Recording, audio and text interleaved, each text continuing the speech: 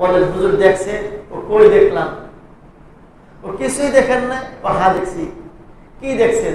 দেখলাম একটা পর্দা উপর থেকে নিচে নামলো, উপরেও খালি নেই, নিচেও খালি নেই, দক্ষিণ থেকে উত্তর দিকে গেল, দক্ষিণও ফাঁকা নাই, উত্তরও ফাঁকা নাই।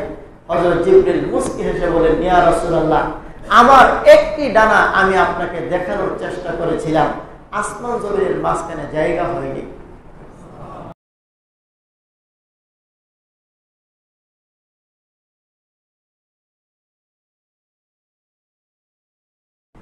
ফেরেশতাদের আলোচনা, ফেরেশতাদের প্রতি কি বিশ্বাস আমাদের রাখতে হবে, এই আলোচনা সচরাচর আমাদের মধ্যে হয় না বললেই চলে। অথচ এটি ঈমানের মধ্যে 2 নম্বর রুকুন হিসেবে সাব্যস্ত করা হয়েছে। নম্বর 1 আল্লাহর প্রতি ঈমান, আর নম্বর 2 হচ্ছে ফেরেশতাগণের প্রতি ঈমান।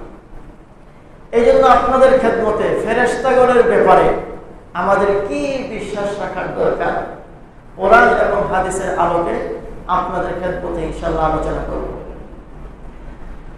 আল্লাহ, ফেরেশতা এটি ফার্সি শব্দ বা উর্দু ভাষায়, বাংলা ভাষায় আমরা ব্যবহার করে থাকি। আরবিতে বলা হয় মালাইকা। মালাইকা হচ্ছে বহুবচন, আর একবচন হচ্ছে মালাক। বাংলায় আমরা বলি ফেরেশতা।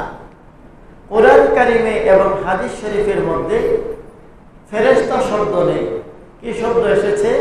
মালাক অথবা মালাইকা, ফেরেশতা। বাংলায় আমরা ফেরেশতা বলে থাকি, ইংরেজিতে বলে এঞ্জেল, ফেরেশতা। ফেরেশতাদের ব্যাপারে আমাদের প্রথম বিশ্বাস হবে ফেরেশতারা আল্লাহ রাব্বুল আলামিনের এক বিশেষ সৃষ্টি। এটি শুধুমাত্র একটি শক্তির নাম নয়। মানুষ, জিন এরা যেমন ভিন্ন ভিন্ন একটি জাতি, ফেরেশতারাও হচ্ছে আল্লাহর তৈরি ভিন্ন একটি জাতি। আল্লাহ রাব্বুল আলামিন ফেরেশতাদেরকে কবে সৃষ্টি করেছেন এই বিষয়টি কোরআন হাদিসে কোথাও স্পষ্টভাবে বর্ণিত নেই। তবে এতটুকু বোঝা যায়, মানুষ এবং জিন জাতিকে সৃষ্টি করার বহু আগেই আল্লাহ তাআলা ফেরেশতাগুলিকে সৃষ্টি করে রেখেছিলেন। মানুষ সৃষ্টি করার ইতিহাস আমাদের কমবে জানা আছে। আল্লাহ রাব্বুল আলামিন যখন চাইলেন আদম আলাইহিস সালামকে সৃষ্টি করবেন, তখন তিনি কাদের সাথে পরামর্শ করেছিলেন? তাহলে বোঝা গেল ফেরেশতারা আগ থেকেই ছিল। মানব সৃষ্টির আগে আল্লাহ তাআলা এক জাতি সৃষ্টি করেছিলেন, তাদের নাম হচ্ছে জিন জাতি। জিন জাতির সৃষ্টি মানুষের সৃষ্টির আগে। জিন জাতিকে সৃষ্টি করার পর তাদেরকে যখন আল্লাহ তাআলা জমিনের মধ্যে থাকতে দিলেন, ওরা ঝগড়া, বিবাদ, দাঙ্গা, হাঙ্গামা, মারামারি, কাটাকাটি এবং আল্লাহর নাফরমানিতে যখন লিপ্ত হলো, আল্লাহ তাআলা তখন তার ফেরেশতা পাঠালেন। ওদেরকে মেরে পিটিয়ে তাদেরকে সাধারণ জমিন থেকে, যেখানে মানুষকে আল্লাহ পাক পরবর্তীতে রাখবেন, ওখান থেকে বনে জঙ্গলে ঝুপঝাড়ে পাঠিয়ে দিলেন। এতে বোঝা গেল মানব সৃষ্টির আগে ছিল জিন জাতি, আর জিন জাতির সৃষ্টির আগে ছিল ফেরেশতা জাতি। কিন্তু কবে আল্লাহ তাআলা ফেরেশতা সৃষ্টি করেছেন এর কোনো ইতিহাস কোরআন হাদিসে স্পষ্ট নেই। বাকি এতটুকু বোঝা গেল ফেরেশতা, মানুষ এবং জিন যেমন ভিন্ন ভিন্ন জাতি, ফেরেশতারাও একটি ভিন্ন জাতি, যাদেরকে আল্লাহ তাআলা মানব এবং দানবের বহু আগে সৃষ্টি করেছিলেন। আল্লাহ 2 নম্বর ফেরেশতাদের প্রতি বিশ্বাস হবে, ফেরেশতাদেরকে আল্লাহ তাআলা নূর দ্বারা সৃষ্টি করেছেন। জিন জাতিকে আল্লাহ সৃষ্টি করেছেন আগুন দ্বারা, মানুষকে আল্লাহ সৃষ্টি করেছেন মাটি দ্বারা। সহিহ মুসলিম শরীফের হাদিস আম্মা জান আয়েশা সিদ্দিকা থেকে বর্ণিত, রাসূল করিম সাল্লাল্লাহু আলাইহি ওয়াসাল্লাম বলেন, খুলিকাতিল মালাইকাতু বিন নূর, ফেরেশতাদেরকে সৃষ্টি করা হয়েছে নূর দ্বারা। ওয়া খুলিকাতিল জান্নাতু মিন মারিজিম মিন নার, আর জিন জাতিকে সৃষ্টি করা হয়েছে অগ্নিস্ফুলিঙ্গ দ্বারা। ওয়া খুলিকা আদম মিম্মা উসিফা লাকুম, আর আদমকে সৃষ্টি করা হয়েছে তা দ্বারা যা তোমরা জানো, অর্থাৎ মাটি দ্বারা। তাহলে ফেরেশতাগণের প্রতি বিশ্বাসের 2 নম্বর কথা হচ্ছে ফেরেশতারা কিসের তৈরি? নূরের তৈরি। ফেরেশতাদের ব্যাপারে 3 নম্বর বিশ্বাস হবে আল্লাহ তাআলা বিভিন্ন ফেরেশতা সৃষ্টি করেছেন, তাদেরকে ডানা বিশিষ্ট করে তৈরি করেছেন। কারো 2টি ডানা, কারো 3টি ডানা, কারো 4টি ডানা। সবচেয়ে বড় এবং শক্তিশালী ও সম্মানিত ফেরেশতা যিনি, তার নাম হচ্ছে হযরতে জিবরাইল। আল্লাহ তাআলা হযরত জিবরাইলকে 600 নূরের ডানা দিয়ে সৃষ্টি করেছেন। আলহামদুলিল্লাহিল্লাযী ফাতিরিস সামাওয়াতি ওয়াল আরদি জা'আলিল মালাইকাতি রুসুলান উলি আজনিহাতিন মাসনা ওয়া সুলাসা ওয়া রুবা। সকল প্রশংসা ওই আল্লাহ যিনি আসমান জমিন সৃষ্টি করেছেন এবং যিনি ফেরেশতা কুলকে মানুষের জন্য দূত বার্তাবাহক বানিয়েছেন, এবং কোন ফেরেশতাকে আল্লাহ তাআলা মাসনা 2টি ডানা, সুলাসা 3টি ডানা, আবার কাউকে 4টি ডানা দিয়ে আল্লাহ সৃষ্টি করেছেন। সূরাতুল ফাতিরের প্রথম আয়াত। এরপরে আল্লাহ বলেন ইয়াজিদু ফিল খালকি মা ইয়াশা। আল্লাহ যাকে চান তার সৃষ্টির মধ্যে কমবেশ করতে পারে। রাসূলুল্লাহ সাল্লাল্লাহু আলাইহি ওয়াসাল্লাম বলেছেন জিবরিল আলাইহিস সালামকে 600 নূরের ডানা দিয়ে আল্লাহ সৃষ্টি করেছেন, এবং জিবরিল ফেরেশতার এক একটি ডানা কত বড়? আল্লাহ রাসূল বলেন এক একটি ডানা হচ্ছে আসমান জমিন পুরোটিকে বেষ্টন করে ফেলে, এত বিশাল বড়। রাসূল করিম সাল্লাল্লাহু আলাইহি ওয়াসাল্লাম হযরত জিবরিল আলাইহিস সালাতু ওয়াস সালামকে জীবনে 2 বার তার আপন আকৃতিতে দেখেছেন। কয়বার? কিন্তু নবীজির কাছে এসেছেন বহুবার। এক এক সময় এক একজনের আকৃতি ধরে হযরত জিবরিল আসতেন। 2 বার দেখেছেন। একবারের কথা হাদিস শরীফের মধ্যে এভাবে এসেছে, হুজুর সাল্লাল্লাহু আলাইহি ওয়াসাল্লামের উপর সর্বপ্রথম ইকরা বিসমি রাব্বিকা যখন নাযিল হলো, 5খানা আয়াত নিয়ে নবীজি ঘরে ফিরে আসলেন। এরপরে প্রায় একটানা 2.5 থেকে 3 বছর পর্যন্ত ওহী নাযিল বন্ধ ছিল। এই সময়টাকে ফাতরাতুল ওয়াহির জামানা বলা হয়। হযরত জিবরিল আলাইহিস সালাতু ওয়াস সালাম ওহী নিয়ে নবীজির কাছে আসেন, কিন্তু নবীজির সাথে কথা বলার মতো সুযোগ করতে পারেন না। এর কারণ হচ্ছে হযরত জিবরিলকে আল্লাহ তাআলা দ্বিতীয়বার এমন একটা বিশেষ সিস্টেমে পাঠাইছেন, নবীজি ওই সিস্টেম দেখেই ভয় পেয়ে যান। সর্বপ্রথম 5 আয়াত নিয়ে যখন ঘরে ফিরেছিলেন, তখন 5 আয়াতের চাপ এবং এত শক্তি ছিল, নবীজি জ্বরে আক্রান্ত হয়ে যান। এবং হযরত জিবরাইল নবীজিকে চাপ দিয়েছিলেন 3 বার করে। এই চাপের কারণেও নবীজির শরীরে জ্বর চলে আসে, মনের মধ্যে ভয় সৃষ্টি হয়। এই জন্য আল্লাহ তাআলা নবীজিকে শান্ত করার জন্য প্রায় 2.5 থেকে 3 বছর পর্যন্ত ওহী নাযিল বন্ধ রাখেন। কিন্তু ওহী তো স্থায়ীভাবে বন্ধ করার না, আবার দ্বিতীয়বার ওহী দিতে হবে। এই জন্য হযরত জিবরাইলকে পাঠাইছেন। নবীজি মক্কার পথে হাঁটেন, হঠাৎ করে উপর থেকে ডাক আসে, ইয়া মুহাম্মদ। নবীজি উপর দিকে তাকায়া ভয় পেয়ে এক দৌড়ে ঘরে চলে আসে। ইয়া মুহাম্মদ শুনলেন, হযরত খাদিজাতুল কুবরাকে বললেন জাম্মিলুনি জাম্মিলুনি। নবীজি আবার জ্বর চলে আসছে। হযরত খাদিজা নিয়ে গেলেন ওই যে চাচাতো ভাই ওয়ারাকা বিন নওফেলের কাছে। ওয়ারাকা বিন নওফেল সব কিছু শুনে বললেন, সম্ভবত তিনি আপনাকে কিছু বলতে চান, আপনি ভয় পেয়ে যান বিধায় তিনি বলতে পারেন না। সামনে যখন কখনো এমন হবে আপনি সাহস করে বলবেন, কিছু বলার থাকলে বলেন, ডাকেন কেন? হুজুর সাল্লাল্লাহু আলাইহি সাল্লাম আরেকদিন মক্কার পথে হাঁটতেছেন, এমন সময় দেখলেন আসমান এবং জমিনের মাঝখানে নূরের মিম্বরে বসে একজন ব্যক্তি ডাকতেছে, ইয়া মুহাম্মদ। এবার নবীজি উপরের দিকে তাকায়া সাহস করে বললেন, খালি ডাকেন, কিছু কইলে কয়ে দাও। এমন সময় ওই ব্যক্তি মুস্কি হেসে বলে, হুজুর আপনি ভয় পেয়ে যান, এই জন্য আমি বলতে পারি না।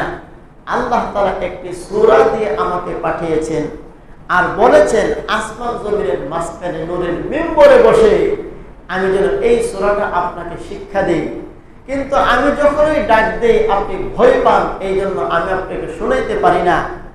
এই সূরা যেটা আমি এখন নিয়ে আসলাম এর নাম হচ্ছে সূরাতুল ফাতিহা। তখন হুজুর সাল্লাল্লাহু আলাইহি ওয়াসাল্লাম লক্ষ্য করলেন জিবরিল আলাইহিস সালাতু ওয়াস সালামের আসল আকৃতি আসমান জমিনের মধ্যবর্তী স্থানটুকু এক কুরসি চেয়ারে ভরে গেছে। হুজুর সাল্লাল্লাহু আলাইহি ওয়াসাল্লাম গারে হেরার মধ্যে আছেন। হযরত জিবরিল আসলেন, এসে বললেন, এসে ওহী যা দেওয়ার দিলেন। নবীজি জিবরাইলকে বললেন, ভাই জিবরাইল, আমি তোমাকে আসল আকৃতি দেখতে চাই। তুমি আসো, মানুষের আকৃতি ধরে আসো, তুমি কেমন, আসল আকৃতিতে তোমাকে দেখতে চাই। জিবরাইল বলেন, হুজুর দেখতেন? হ্যাঁ দেখতাম। তাহলে দেখেন, আপনি আকাশের পূর্ব দিগন্তের দিকে তাকান। নবীজি তাকায় রইলেন, দেখলেন একটা কালো পর্দা উপর থেকে নিচের দিকে আসলো, উপরও খালি রইল না, নিচেও খালি থাকলো না। এরপর দেখলেন এই পর্দাটা ছড়তে ছড়তে উত্তর দিকে যতটুক যাওয়ার গেল, দক্ষিণ দিকে যতটুক যাওয়ার গেল, আর কোনো ফাঁকা জায়গা রইল না। হযরত জিবরিল আবার স্বাভাবিক হালতে আসলেন, বলেন, হুজুর দেখছেন? ও কই দেখলাম? ও কিছুই দেখেন না? ও হ্যাঁ দেখছি। কি দেখছেন? দেখলাম একটা পর্দা উপর থেকে নিচে নামলো, উপরেও খালি নেই, নিচেও খালি নেই, দক্ষিণ থেকে উত্তর দিকে গেল, দক্ষিণও ফাঁকা নাই, উত্তরও ফাঁকা নাই। হযরত জিবরিল মুস্কি হেসে বলেন, ইয়া রাসূলুল্লাহ, আমার একটি ডানা আমি আপনাকে দেখানোর চেষ্টা করেছিলাম, আসমান জমিনের মাঝখানে জায়গা হয়নি। আল্লাহ রাব্বুল আলামিন বলছেন, আমি এমন একটি, দুটি, তিনটি, চারটি, যাকে চাইলাম 600টি ডানা দিয়ে ফেরেশতা তৈরি করলাম। আলহামদুলিল্লাহি ফাতিরিস সামাওয়াতি ওয়াল আরদি জাইলিল মালাইকাতি রুসুলান উলি আজনিহাতিম মাসনা ওয়া সুলাসা ওয়া রুবা ইয়াজিদু ফিল খালকি মা ইয়াশা। তাহলে ফেরেশতাদের প্রতি আমাদের বিশ্বাস হবে, ফেরেশতারা ডানা বিশিষ্ট। 4 নম্বর বিশ্বাস ফেরেশতাদের ব্যাপারে, যেটা 3য় নম্বর আলোচনা হয়ে গেছে, ফেরেশতারা এক এক সময় এক এক আকৃতি ধরতে পারে। ইয়াতাশাক্কালু বিআশকালিন মুখতালিফাতিন, যখন যে আকৃতিতে চান অথবা যখন যে আকৃতির প্রয়োজন হয় সেই আকৃতি তিনি ধারণ করতে পারেন। এটা হচ্ছে ফেরেশতাদের বৈশিষ্ট্য। এমনকি কখনো কখনো ফেরেশতাদেরকে যে নবীগণের কাছে পাঠানো হয়, প্রাথমিক পর্যায়ে নবীগণ তাদেরকে ফেরেশতা হিসেবে চিনতেও ভুল করে। কোরআন কারিমে এরকম বহু ঘটনা আছে। হযরত ইব্রাহিম আলাইহিস সালাতু ওয়াস সালামের ঘটনা আল্লাহ তাআলা কোরআন কারিমের কয়েক জায়গায় উল্লেখ করেছেন, ফেরেশতাদের সাথে তার কথোপকথন। হযরত ইব্রাহিম আলাইহিস সালামের একটি বৈশিষ্ট্য ছিল, তিনি মেহমান ছাড়া খানা খান না। কয়েকদিন হয়ে গেল মেহমান নাই, তাই হযরত ইব্রাহিম নবীর খানাও বন্ধ। ক্ষুধায় অস্থির, মেহমান নাই তাই খেতেও পারেন না। তিনি মেহমানের সন্ধানে ঘর থেকে বের হয়ে রাস্তায় গেলেন। গিয়ে দেখলেন কয়েকজন মানুষ এদিক দিয়ে যাইতেছে। মানুষ তিনি মনে করছেন কয়েকজন ব্যক্তি এদিক দিয়ে যাচ্ছে। তিনি তাদেরকে ধরে বললেন, ভাই আমার ঘরে আসেন, আপনারা আমার বাড়িতে মেহমান হন। আর আল্লাহ তাআলা তখন এরা ছিল ফেরেশতা, এদেরকে মূলত পাঠিয়েছিলেন হযরত লূত আলাইহিস সালাতু ওয়াস সালামের কওমকে ধ্বংস করে দেওয়ার জন্য, যার ঘটনা সময় হলে বলবো। হযরত লূত আলাইহিস সালাতু ওয়াস সালামের কওমকে ধ্বংস করার জন্য আল্লাহ তাআলা ফেরেশতা পাঠালেন আর বললেন, লূত নবীর কওমকে ধ্বংস করতে যাইবা, যাওয়ার পথে আমার পেয়ারা বান্দা ইব্রাহিম খলিলুল্লাহ কয়েকদিন যাবত খায় না, তার বাড়িতে মেহমান হয়ে তারে খানা খাওয়ায় তারপরে যাইব। ফেরেশতারা আসলেন। হযরত ইব্রাহিম আলাইহিস সালাতু ওয়াস সালাম কয়েকদিনের ক্ষুধার্ত। আল্লাহ বলছেন, হাল আতাকা হাদিসু যায়ফি ইব্রাহিমাল মুকরামিন ইয দাখালু আলাইহি ফাকালু সালামা ক্বালা সালামুন কওমুন মুনকারুন। হে নবী, ইব্রাহিম নবীর যে মেহমান যারা ছিল তাদের ঘটনা আপনি জানেন? তারা কয়েকজন মেহমান ইব্রাহিম নবীর বাড়িতে এসেছিল। এসে তারা ইব্রাহিম নবীকে সালাম দিল। ইব্রাহিম নবীও তাদের সালামের উত্তর দিলেন। ইব্রাহিম নবী বললেন, আমি তো আপনাদেরকে চিনতে পারতেছি না, অপরিচিত মনে হচ্ছে, যাক আপনারা মেহমান আসছেন, খুব ভালো হয়েছে। হযরত ইব্রাহিম আলাইহিস সালাতু ওয়াস সালাম খুব তাড়াতাড়ি করে একটি গরুর বাছুর জবাই করে ভুনা করে তাদের সামনে পেশ করলেন। মেহমানকে খানা খাওয়ানো লাগবে না? এখন খানা খাইতে দিয়া হযরত ইব্রাহিম আলাইহিস সালাম যেহেতু ক্ষুধার্ত, নিজেও খানা খাওয়া শুরু করছেন। মেহমানরা হাতও লাগায় না, খানাও খায় না। এবার ইব্রাহিম নবী ভয় পেয়ে গেছে, অর্ধেক খানা শেষ। হযরত ইব্রাহিম আলাইহিস সালাতু ওয়াস সালাম তাকায় দেখে মেহমানরা দি খায় না। ফাকালা আলা তাকুলুন, আপনারা খাচ্ছেন না কেন? লবণ কম হয়েছে, স্বাদ বেশি হয় না, এই জন্য খান খান খান। এবার ফেরেশতারা হযরত ইব্রাহিম আলাইহিস সালাতু ওয়াস সালাম এই অবস্থা দেখে ভাবলেন যে এখন পরিচয় দেওয়ার দরকার। এর কারণ ছিল ফাআউজাসা ফি নাফসিহি খিফা। হযরত ইব্রাহিম নবী যখন লক্ষ্য করলেন ফেরেশতারা খানা খাচ্ছে না, তিনি মনে ভয় পেলেন। কেন ভয় পেলেন? ওই জমানার সিস্টেম ছিল, কোন চোর ডাকাত খারাপ মানুষ কারো বাড়িতে চুরি বা ডাকাতি ইত্যাদি করার জন্য গেলে ওই বাড়ির কোনো দানা পানি খাইত না। কারণ নিমক খাইলে গুণ গাওয়া লাগে, খাইলাম এরপরে এই বাড়ির মাল কেমনি চুরি করি ডাকাতি করি, এটা ছিল তাদের। চোর হইলেও মানুষ বালা ছিল, এই অর্থ। হযরত ইব্রাহিম আলাইহিস সালাম ভাবলেন এরা খানা খাচ্ছে না, তাহলে কি খারাপ লোক, খাবে না কেন? তখন ফেরেশতারা ভাবলেন এখন যদি পরিচয় না দেই ইব্রাহিম নবী কষ্ট পাবে, ভয় পাবে, তাই পরিচয় দেওয়ার দরকার। এবার তারা পরিচয় দিলেন, আপনি টেনশন করেন না, আমরা সাধারণ মানুষ না, আমরা আল্লাহর রহমতের ফেরেশতা। কেন আসলেন? এক নম্বর কারণ হচ্ছে আল্লাহ আমাদেরকে হুকুম করেছেন, আপনি আল্লাহর খলিল, কয়েকদিন যাবত খান না, মেহমান নাই, তাই আপনাকে খাওয়ানোর জন্য আসছি। আর দুই নম্বর কারণ হচ্ছে আপনাকে আল্লাহ তাআলা একজন নেককার সন্তান দিবেন, এই সন্তানের সুসংবাদ দেওয়ার জন্য আসছি। ওই সন্তান ছিল হযরত ইসহাক আলাইহিস সালাম। আর তিন নম্বর কারণ হচ্ছে আমরা প্রেরিত হয়েছি আপনার ভাগিনা লূত নবী, তার কওম বড় খারাপ আচরণ করতেছে নবীর উপর, তারা আল্লাহর নাফরমানি করতেছে, আমরা তাদেরকে ধ্বংস করে যাব। তো হযরত ইব্রাহিম আলাইহিস সালাতু ওয়াস সালাম ওনার যে ফেরেশতা ছিলেন, প্রথমে কি বুঝতে পেরেছিলেন? এসেছিলেন মানুষের আকৃতিতে। এরা হযরত ইব্রাহিম আলাইহিস সালাতু ওয়াস সালামের সাথে কথাবার্তা শেষ করে চলে গেলেন লূত নবীর বাড়িতে। হযরত লূত আলাইহিস সালাম তাদেরকে সাধারণ মানুষের মনে করছিলেন এবং লূত নবীর কওমের যে পাপ ছিল তা হযরত লূত আলাইহিস সালাম এই আশঙ্কা বোধ করলেন, আমার বাড়িতে যে মেহমানরা এসেছে এই মেহমানদের উপরও আমার কওম ঝাঁপিয়ে পড়ে কিনা। এই জন্য হযরত লূত আলাইহিস সালাম বড় আতঙ্কিত, বড় ভীত এবং দ্বিধাগ্রস্ত ছিলেন। একবার লূত নবী ঘরে, আরেকবার বেরিয়ে যান, আবার ঘরে ঢোকেন, আবার বের হন। এলাকার লোকজন যদি শুনে লূত নবীর বাড়িতে মেহমান আসে, ওরা ঝাঁপিয়ে পড়তে পারে এই ভয়ে। ফেরেশতারা বুঝলেন লূত নবী ভয় পাচ্ছেন, এই জন্য ফেরেশতারা পরিচয় দিলেন। قالوا يا لوط إنا رسل ربك لن يصلوا إليك فأسر بأهلك بقطع من الليل। ফেরেশতারা বলল, হে লূত, আপনি টেনশন করার কোনো কারণ নাই, আপনার কওম আমাদের উপর হামলা করবে, ঝাঁপিয়ে পড়বে, এটা কখনো সম্ভব না। কারণ আমরা সাধারণ মানুষ না, আমরা আল্লাহর পক্ষ থেকে প্রেরিত ফেরেশতাদের জামাত।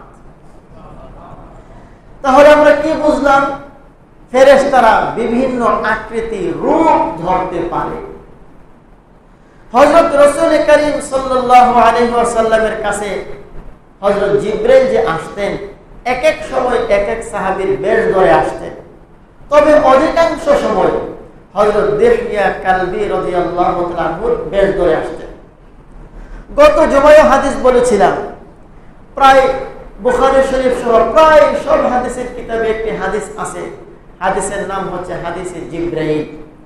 হযরত জিবরাইল আলাইহিস সালাতু ওয়াস সালাম একদিন সাধারণ মানুষের বেশ ধরে, গ্রাম্য বেদুইনের বেশ ধরে সাহাবায়ে কেরামের মজলিসে নবীজির সামনে উপস্থিত হয়েছিলেন। একে একে 5টি প্রশ্ন করেছিলেন। নবীজি সেই প্রশ্নের উত্তর দিয়েছিলেন। প্রশ্নোত্তর পর্ব শেষ হওয়ার পরে তিনি চলে গেছেন। নবীজি সাহাবীদেরকে জিজ্ঞাসা করলো, তোমরা কি চিনতে পারছো লোকটাকে? সাহাবীরা কল, হুজুর আমরা কেমনে চিনতাম? হাযা জিবরাইল আতাকুম লিউআল্লিমাকুম দীনাকুম, ইনি জিবরাইল ছিলেন, তোমাদেরকে দ্বীন শেখানোর জন্য এসেছিলেন। তাহলে বোঝা গেল ফেরেশতাদেরকে আল্লাহ তাআলা এমন শক্তি দান করেছেন, তারা যখন যে আকৃতি ধরতে চান সেই আকৃতি ধরতে পারেন। এই হচ্ছে ফেরেশতার প্রতি বিশ্বাস। ফেরেশতাগণের প্রতি আমাদের আরেকটি বিশ্বাস হচ্ছে, কোরআন কারীমের মধ্যে আল্লাহ তাআলা জায়গায় জায়গায় আলোচনা করেছেন, ফেরেশতাদেরকে আল্লাহ তাআলা অসীম শক্তির অধিকারী করে তৈরি করেছেন। তাদের চলার গতিও অসীম, শরীরের শক্তিও অসীম। চলার গতি কেমন, এটা একটা ঘটনা থেকে সংক্ষেপে বোঝা যাবে। রাসূল কারীম সাল্লাল্লাহু আলাইহি ওয়াসাল্লাম হাদিস শরীফে ইরশাদ করেছেন, এক আসমান আর আরেক আসমান, দুই আসমানের মধ্যখানে যে দূরত্ব, এটি হচ্ছে 500 বছরের পথ। এক একটি আসমান পুরো হচ্ছে 500 বছরের পথ, এক একটি জমিন পুরো হচ্ছে 500 বছরের পথ। এইভাবে 7 আসমান 7 জমিনের উপরে আল্লাহ রাব্বুল আলামিনের আরশ, এই আরশের নিচে সিদরাতুল মুনতাহা। 7 আসমানের উপরে এক একটি আসমান মোটা কতটুকু? 500 বছরের রাস্তা। এক একটি জমিন মোটা কতটুকু? 500 বছরের রাস্তা। আসমান জমিনের মাঝখানের মোটা ব্যবধান কতটুকু? 500 বছরের রাস্তা।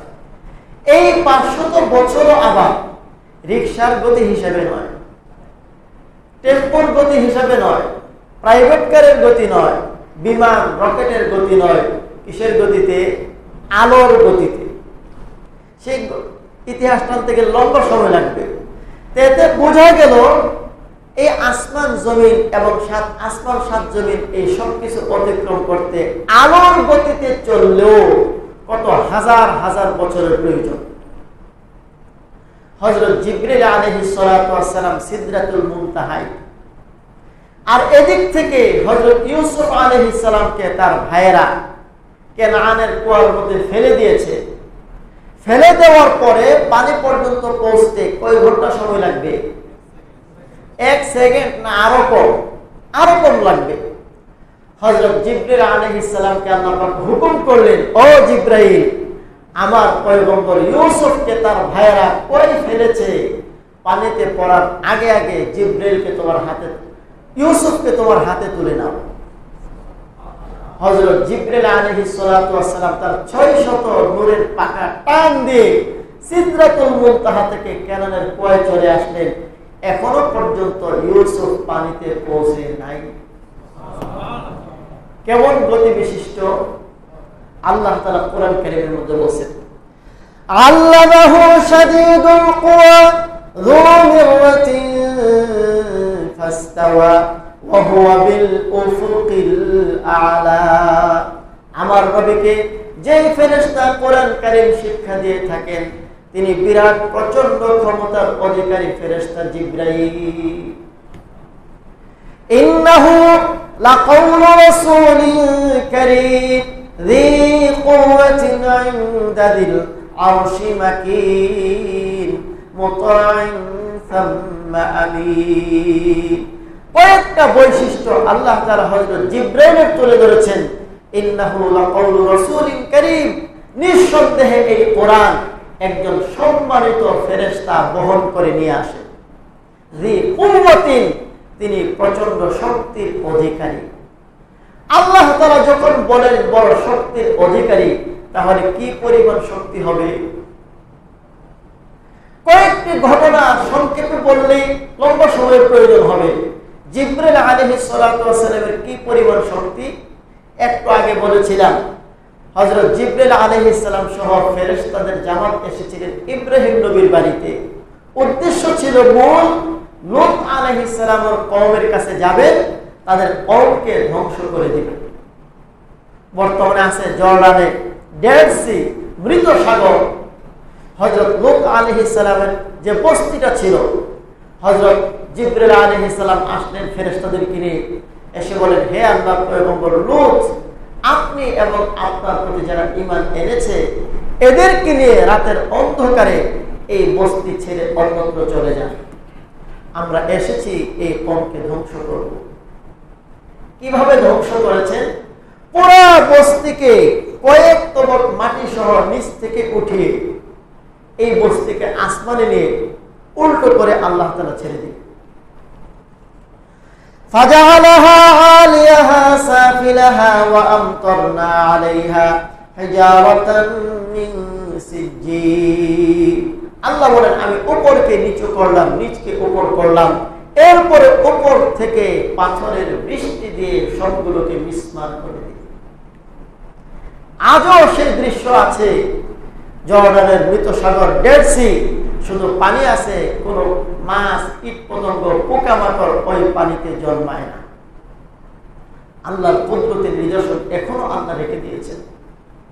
কোন দাম্ভিক, কোন অহংকারী, কোন মিথ্যুক যদি অস্বীকার করে যে না এমনটা হতে পারে না, আল্লাহ তাআলা রেখে দিয়েছেন পৃথিবীর যে কোনো ছোট্ট থেকে ছোট্ট খাল বা নদী বড় সাগর সমুদ্রের সাথে তার সম্পর্ক থাকে, কোন না কোন দিক দিয়ে সাগরের সাথে মিলিত হবে। কিন্তু ডেড সি, এই মৃত সাগর, তার চতুর্দিকে কোথাও কোন নদীর সাথে তার সংযোগ নাই। এটা প্রমাণ আল্লাহ তাআলা এখানে তার বিশেষ ক্ষমতা বলে এই হ্রদ বা এই খাল বা এই জলাশয়কে তৈরি করেছে।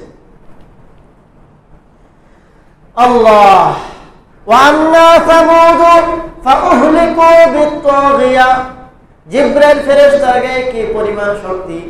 আল্লাহ রাব্বুল আলামিন বলেন, সামুদ জাতিকে যখন আমি ধ্বংস করতে চাইলাম, আমি একজন ফেরেশতা পাঠাইলাম।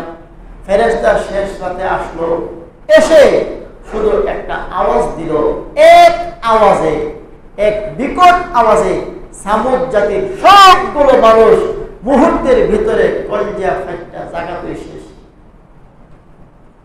তাহলে ফেরেশতাদের গায়ে কি পরিমাণ শক্তি! আল্লাহ বলেন, আমি শক্তি দিয়া তাদেরকে বানাইছি। আল্লাহ, এগুলো হচ্ছে ফেরেশতাদের প্রতি ঈমান বা বিশ্বাসের অর্থ।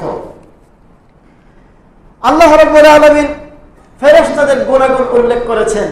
এত বিশাল ক্ষমতা এবং শক্তি পাওয়ার থাকার পরেও ফেরেশতাদের একটি অন্যতম বৈশিষ্ট্য হচ্ছে তারা কোনোদিন কোনো অবস্থায় আল্লাহ তাআলার সামান্যতম অবাধ্যতা নাফরমানিও করে না।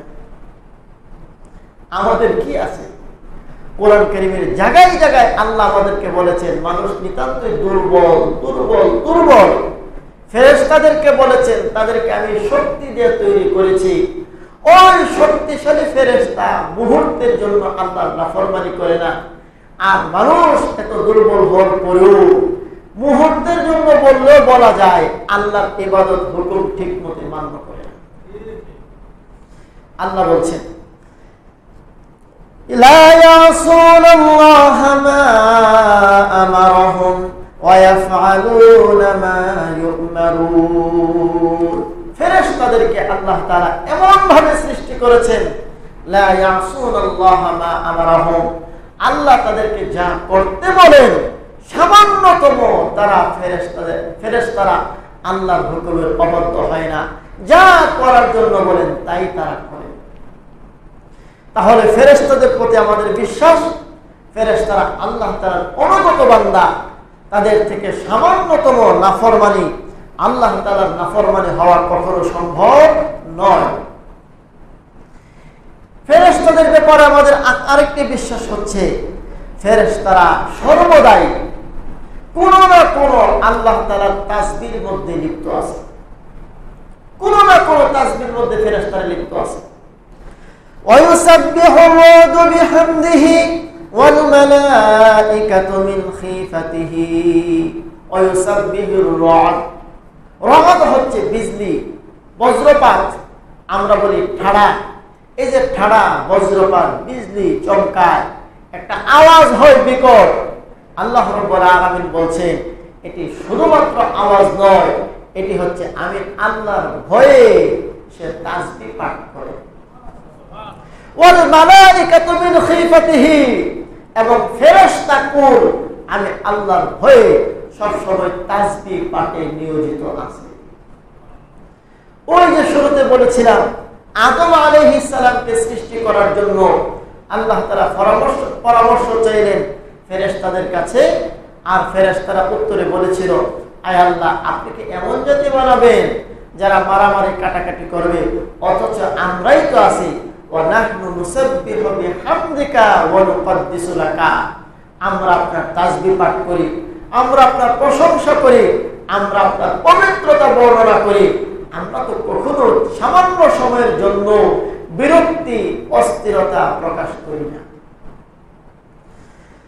আল্লাহ ওয়ালাহু মান ফিস সামাওয়াতি ওয়াল আরদি লা ইস্তাকবিরুনা আন ইবাদাতিহি ওয়া লা ইস্তাহসিরুন। আসমানে জমিনে যারা আছে ফেরেশতারা, এরা সকলেই আল্লাহর অনুগত। লা ইস্তাকবিরুনা আন ইবাদাতিহি, এরা কখনো গাওরামি করে বলে না আমরা আল্লাহর ইবাদত করতে রাজি না। ওয়া লা ইস্তাহসিরুন, ইবাদত করতে করতে কখনো এই কথা বলে না আর করতে পারবো না, ক্লান্ত হয়ে গেছি। দেখছেন কি বৈশিষ্ট্য যে আল্লাহ ফেরেশতা তৈরি করেছে। আল্লাহ পাক এত ফেরেশতাকে তৈরি করার পরেও মানুষ বানাইছেন শিক্ষা দেওয়ার জন্য। আমার ফেরেশতারা তো কোনোদিন চুল পরিমাণ নাফরমানি করে না, তোমরা এমন হলে কেন? আল্লাহ ফেরেশতাদের প্রতি আমাদের আরেকটি বিশ্বাস হবে, কিছু ফেরেশতা আল্লাহ তাআলা কোরআনের মধ্যে তাদের নাম উল্লেখ করে দিয়েছেন, আর কিছু ফেরেশতাদের নাম নবীজি হাদিসের মধ্যে উল্লেখ করেছেন। তবে অতি অল্প কয়েকজন ফেরেশতার নামই কোরআন হাদিসে আছে। যেই সমস্ত নামগুলো কোরআন হাদিসে দেওয়া আছে, এই নামগুলো হিসাবে তো আমরা ফেরেশতাদেরকে মানব। এছাড়া অন্য কোন নাম নিজ থেকে কোন ফেরেশতার দেওয়ার অধিকার আমাদেরকে দেওয়া হয়নি। যেমন একজন ফেরেশতা, সবচেয়ে বড় ফেরেশতা জিবরাইল, এই নাম কোরআন কারীমের মধ্যে আছে। 2 নম্বর ফেরেশতা মিকাইল, এই নামও কোরআন কারীমের মধ্যে আছে। 3 নম্বর ফেরেশতা ইসরাফিল, এই নামটি কোরআনের মধ্যে নাই, তবে হাদিস শরীফের মধ্যে আছে। 4 নম্বর ফেরেশতা আমরা বলি আজরাইল, এই নামটা সরাসরি কোরআনেও নাই, হাদিসেও নাই। কোরআনের মধ্যে এই ফেরেশতার নাম উল্লেখ করা হয়েছে মালাকুল মউত। কি নাম উল্লেখ করা হয়েছে? মালাকুল মউত। হযরত জিবরাইল আলাইহিস সালাতু ওয়াস সালাম, তিনি হচ্ছেন মর্যাদার দিক থেকে শ্রেষ্ঠ। তার মূল কাজ হচ্ছে আল্লাহর পক্ষ থেকে যখন যে বার্তা নবী রাসূলগণের কাছে পাঠানোর দরকার, তখন তিনি এই বার্তা নবী রাসূলগণের কাছে পৌঁছায় দেন। 2 নম্বর ফেরেশতা মিকাইল, হযরত মিকাইল আলাইহিস সালামের কাজ হচ্ছে তিনি মানুষ সহ সমস্ত সৃষ্টিকুলের রিজিকের ব্যবস্থা করেন আল্লাহর হুকুমে, বৃষ্টি বর্ষণের ব্যবস্থা করেন, ইত্যাদি ইত্যাদি। মানুষের রিজিকের যা প্রয়োজন হযরত মিকাইল আলাইহিস সালাম আল্লাহর হুকুমে তা ব্যবস্থা করেন। আর 3 নম্বর হচ্ছে ইসরাফিল, আমরা সকলেই জানি ইনি হচ্ছেন সেই স্পেশাল ফেরেশতা যাকে আল্লাহ তাআলা তৈরি করে মুখের মধ্যে সিংহা, হাতের মধ্যে সিংহা দিয়ে বসায় রাখছেন। আমি যখন হুকুম দিব তুমি ফু দিবা। হযরত ইসরাফিল আলাইহিস সালামের এই সিংহার ফু এত শক্তিশালী হবে, এক ফুৎকারে আসমান জমিন ভেঙে চুরমার হয়ে পৃথিবীর মধ্যে কিয়ামত সংঘটিত হবে। মোট ফুৎকার হবে 3টা। কয়টা? প্রথম ফুৎকারে সবশেষ। ونفخ في الصور فصعق من في السماوات ومن في الأرض إلا من شاء الله। সিংহায় ফু দেওয়া হবে, অনুফিখা ফিস-সূর ফাসা'iqa মান ফিস-সামাওয়াতি ওয়া মান ফিল আরদি। প্রথম সিংহার ফুৎকারে আসমানে জমিনে যারা আছে, চাই মানুষ হোক চাই অন্য মাখলুক হোক, সব সাথে সাথে বেহুশ মৃত্যুবরণ করবে। এই হলো এক নম্বর। সুম্মা নুফিখা ফীহি উখরা, তারপরে আবার হযরত ইসরাফিল সিংহে ফু দিবেন। ফাইদা হুম কিয়ামুন ইয়ানজুরুন, দ্বিতীয় ফুৎকারে সমস্ত মাখলুক, শুধু মানুষ না, সমস্ত সৃষ্টিকুল, সমস্ত প্রাণী যে যেখানে দাফন হয়েছে, যে যেখানে সমাধিত হয়েছে, সেখান থেকে উঠে দাঁড়িয়ে যাবে। জোরে বলুন সুবহানাল্লাহ। তাহলে একজন ফেরেশতার ফুৎকার এর ভিতরে যদি এমন শক্তি থাকে, তাহলে এই ফেরেশতার গায়ে কি পরিমাণ শক্তি আছে। আমরা যারা মানুষ, আমাদের এই ফুয়ের মধ্যে কি পরিমাণ শক্তি, বেশির চেয়ে বেশি একটু ধুলা বালি মশা মাছি কোনো মতে একটু সরাইতে পারি। 100 টাকা একটা পাথর ফু দিয়ে সরাইতে পারবো? আধা কেজি ওজনের একটি পাথর, 1 কেজি ওজনের একটি পাথর কল্পনাও করা যায় না। এরপর আমাদের শরীরে কি শক্তি আছে, ইচ্ছা করলে 20, 30, 40 কেজি কোনো পাথর বস্তা মাথার উপরে উঠে নিতে পারি। ফুৎকারের মধ্যে শক্তি কম না, শরীরের মধ্যে শক্তি কম। ফুৎকারে হযরত ইসরাফিল আলাইহিস সালাতু ওয়াস সালামের ফুৎকারে যদি এই পরিমাণ শক্তি হয়, তার গায়ের মধ্যে কি পরিমাণ শক্তি আছে। 4 নম্বর ফেরেশতা হচ্ছেন হযরতে আজরাইল। আগে বলেছি এই শব্দটা কোরআন শরীফেও নাই, হাদিস শরীফেও নাই। কোরআন কারীমের মধ্যে আজরাইল ফেরেশতাকে বলা হয়েছে মালাকুল মউত। কুল ইয়াতাওয়াফাকুম মালাকুল মাউতিল্লাযী ওয়াক্কিলা বিকুম সুম্মা ইলা রাব্বিকুম তুরজাউন। হে নবী, আপনি আপনার উম্মতদেরকে বলে দিন, ইয়াতাওয়াফাকুম মালাকুল মউত, মৃত্যুর ফেরেশতা আজরাইল একদিন অবশ্যই তোমাদেরকে মৃত্যু দিবে, তারপরে অবশ্যই তোমরা তোমাদের মহান মালিক তোমাদের রবের কাছে ফিরে আসতে। এই হচ্ছে মালাকুল মউত। হযরতে আজরাইল আলাইহিস সালাম মালাকুল মউত যে ফেরেশতা, আমরা অনেক সময় মনে করি মা গো মা, এই ফেরেশতা কত দৌড়াদৌড়ি যে করতে পারে। এই বাংলাদেশে 5 জন মারা গেছে, আবার ঠিক এই মুহূর্তে আমেরিকাতেও তো 10 জন মারা যেতে পারে, আবার ঠিক এই মুহূর্তে বিশ্বের আরেক প্রান্ত তো কত মানুষ মারা যেতে পারে। এত দৌড়াদৌড়ি করতে করতে কাইল লাগে না? কথা ঠিক না ঠিক? আল্লাহ তাআলা হযরত আজরাইল আলাইহিস সালামকে এত বড় বিশাল দেহের অধিকারী করে বানিয়েছেন। একজন মানুষ খাবার খেতে বসলে তার প্লেটের মধ্যে যেমন ভাত যেইভাবে তার সামনে থাকে, ঠিক আজরাইল আলাইহিস সালামের সামনে সমস্ত মানুষ, সমস্ত মাখলুকগুলো একটা প্লেটের মতো সামনে নিয়ে বসা আছে। সুতরাং দৌড়াদৌড়ির দরকার আসেনি? যেটা বলে দৌড়াদৌড়ি দরকার আছে, দরকার নেই। এই ফেরেশতাদের বিষয়ে বিস্তারিত আলোচনা করলো কয়েক জুমার প্রয়োজন। আমরা তো এই বিষয়গুলো এভাবে কিন্তু বিস্তারিত জানি না। যেটা বলেন জানি কি? আল্লাহ রাব্বুল আলামিন বলছেন, এই যে ফেরেশতাগুলো আমি তৈরি করলাম, এই ফেরেশতাদের নাম মোটামুটি আমরা জানি। আরো কয়েকজন ফেরেশতার নাম আমরা জানি। যেমন কবরের মধ্যে যখন মানুষকে মাইয়িতকে রাখা হয়, তখন কিছু ফেরেশতা আসে, এসে তাদেরকে প্রশ্নোত্তর করতে থাকে। এই ফেরেশতাদের নাম কি?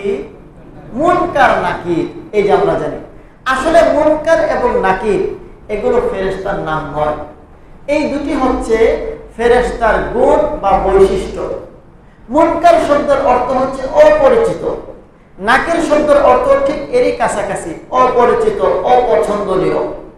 অর্থাৎ ফেরেশতাগণ মৃত ব্যক্তিদের সামনে এমন ভাবে আসবে, মৃত ব্যক্তিগণ তাদেরকে চিনতে পারবে না, অপরিচিত বেশ ধরে আসবে। তাহলে মুনকার এবং নাকির কি ফেরেশতার নাম? যদি বলেন ফেরেশতার নাম না, ফেরেশতার নাম না। তবে আমরা শুনতে শুনতে মনে হয় এই মুনকার আর নাকির হচ্ছে ফেরেশতার নাম। মানুষের ডান কাঁধে বাম কাঁধেও ফেরেশতা আছে, এই ফেরেশতার নাম কি? কিরামান কাতিবিন। আসলে এই কিরামান কাতিবিন এইগুলো ফেরেশতার নাম নয়। কিরাম শব্দের অর্থ হচ্ছে সম্মানিত, আর কাতিবিন শব্দের অর্থ হচ্ছে লেখক বৃন্দ, অর্থাৎ আল্লাহ রাব্বুল আলামিন প্রতিটি মানুষের ডান কাঁধে বাম কাঁধে লেখার জন্য যে ফেরেশতা নিযুক্ত করে রেখেছেন, আল্লাহ বলছেন এরা বড় সম্মানিত লেখক বৃন্দ। জোরে বলুন সুবহানাল্লাহ। ওয়া ইন্না আলাইকুম লাহাফিজিন কিরামান কাতিবিন ইয়ালামুনা মা তাফআলুন।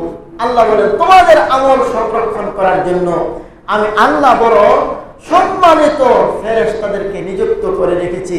ধান্দাবাজ, বাটপার, 2 নম্বর এমন ফেরেশতা আমি নিযুক্ত করি নাই যে তোমরা করবা একটা ওরা লিখবে আরেকটা, এমনটা কখনো হবে না। তাহলে বুঝলাম কিরামান কাতিবিন এটি মূলত ফেরেশতার নাম নয়, এগুলো হচ্ছে ফেরেশতার গুণ। কথা ঠিক না ঠিক? ফেরেশতা সম্পর্কে আরো লম্বা আরো সুন্দর সুন্দর আলোচনা আছে, সময় আজকে শেষ।